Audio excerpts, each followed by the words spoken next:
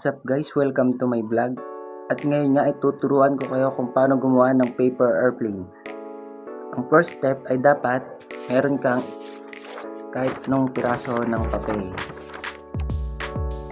Kasi bond paper yung gagamitin ko ngayon. Meron ka ng papel. Ang una mong gagawin ay fold to lengthwise.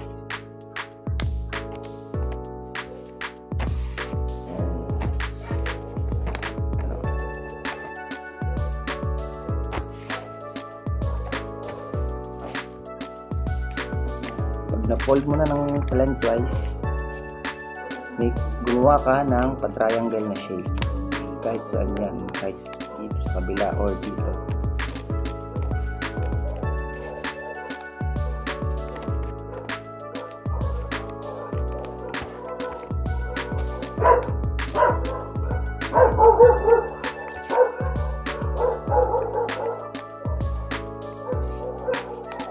Ganito dapat ang kakalabasan niya.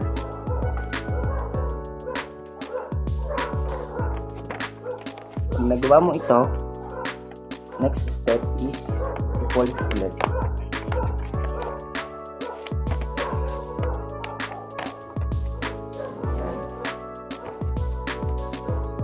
Dapat ganito yung tsura ng loob na guys. Sa likod.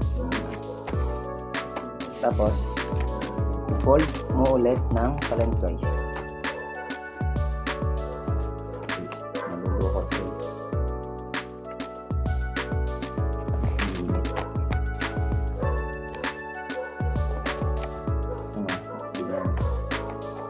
Tapos mag-create ka ulit ng triangle na shape.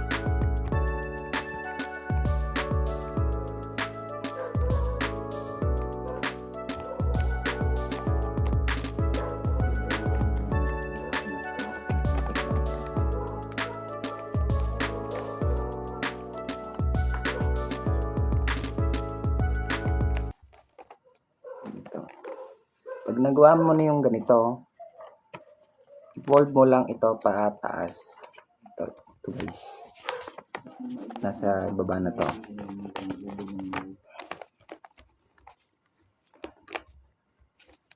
Ganito dapat ang kakalabasan. Ayan.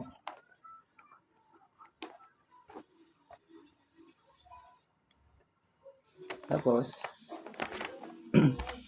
di ba ito yung loob kanina? Babalik ka rin mo ngayon. Ganyan. Tapos, i-fold mo ulit.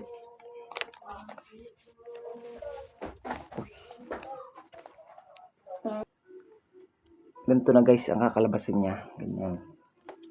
Ito na nga ang nasa loob. Ay, ito pala. Dapat. Then, ito guys, yung dalawa na to, ito yung magsisilbi niyang pakpak. Fold mo lang ulit pababa. Anong kulay ng uniform niyo? Puti ano? At ito.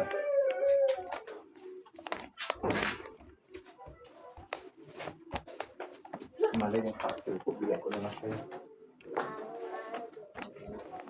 At yun guys. Nagawa na tayo ng paper airplane. Simple as that.